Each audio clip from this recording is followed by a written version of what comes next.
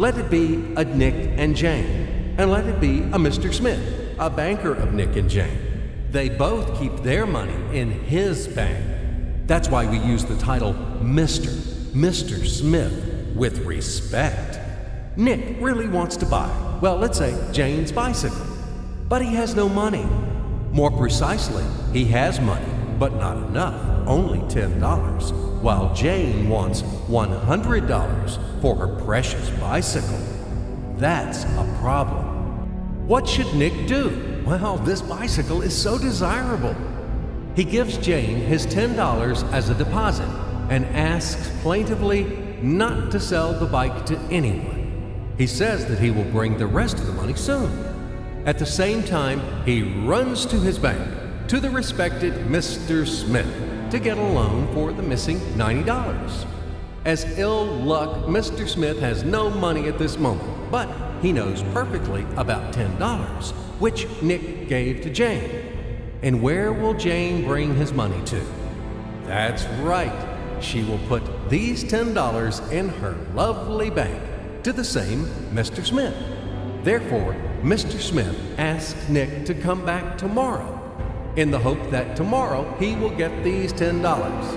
And everything happens this way. The next day, Jane brings $10 to the bank. The bank provides Nick these $10 on credit. Nick immediately gives them to Jane. She again puts them in a bank. The bank again provides Nick these $10 on credit, etc. As long as Nick the fool will gather enough money for the bicycle. Don't you get confused yet? Be patient, I told you. These demons have been trying to confuse you during 1,000 years. These damn economists and financiers. But anyway, we will figure everything out. So what do we have in the end? Nick finally got the bike from Jane. Wow! But at the same time, Nick owes $90 to the bank, Mr. Smith, and the bank, in its turn, owes $100 to Jane.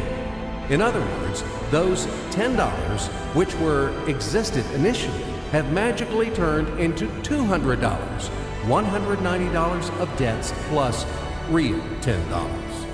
But these $10 would also turn into $1,000, even in $1 million or $1 billion, if Nick would make a more expensive purchase. In this case, our $10 would make the increasing number of its cycles, circuits from hands to hands. That's it. So, what happens in today's world? SOS! It appears that banks also make money out of thin air and multiply them. Not only Fed can produce money, but banks either. In short, everybody can do this, except you and me. We are not in the business at this celebration of life. I would like to print or draw some money as well. In fact, these banks multiply money without any control. And we're still wondering why the banker lives better. What naive fools are we? Now it is clear why. The one who produces the money, of course, lives better. But this is not enough. From this moment, poor Nick will never be able to repay his debts owed to the bank, no matter how hard he would work.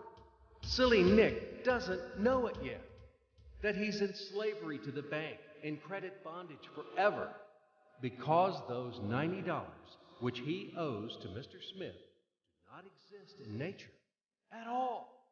Sly Mr. Smith made his money out of nothing. He created them out of thin air, just one click. And $10 turned into $200. Yes, but you can object reasonably.